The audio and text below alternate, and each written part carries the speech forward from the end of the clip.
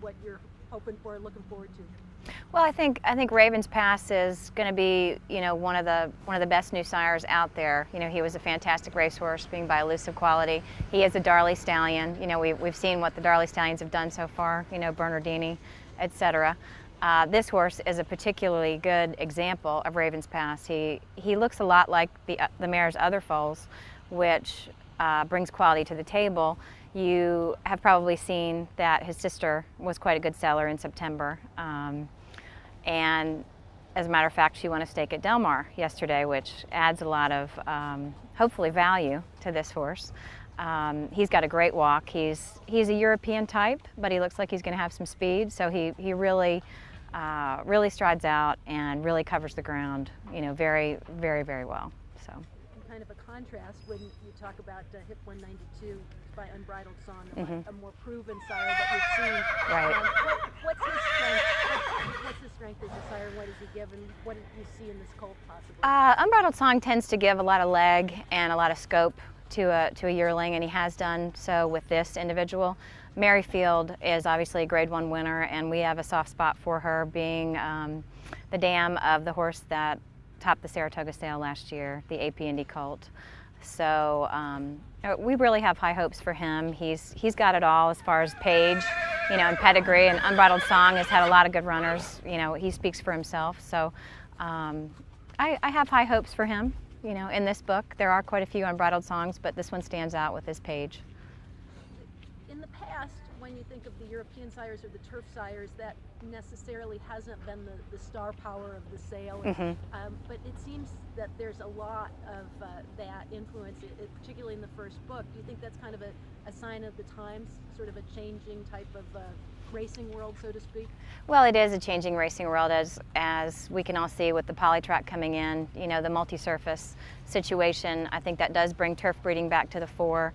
Also, in general, the whole business has changed because back in the 70s and 80s, there were sort of the British side or the European side and the American side, and now everything's gotten to be more global because we've had more international buyers and breeders. So the exchange of bloodstock has become much more common.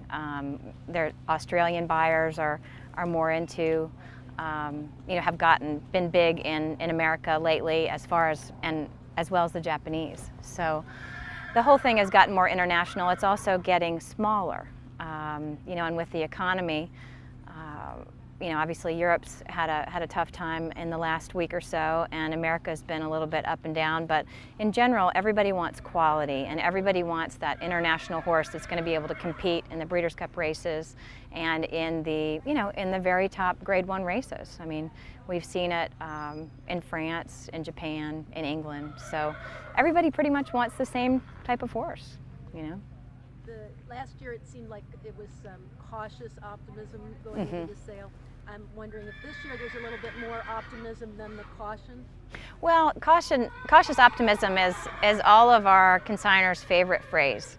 We love to use that because it's a great sound bite, and it really is how we feel, because the problem that we face is managing expectations. So we're managing clients' expectations with the realities of the market.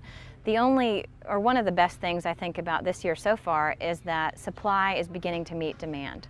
And the smaller foal crop is beginning to come to the fore. It's becoming a factor. We saw it in Saratoga as far as a smaller group of horses, and a very good sale. I mean, the people were there to buy horses. Sheikh Mohammed certainly took advantage of that situation and bought quite a few nice horses, and the Americans were there. So we're hoping that the same thing will happen at Keeneland. There are so many more horses here. It's a much larger market, but still the quality horses are a smaller group, and hopefully that will come through.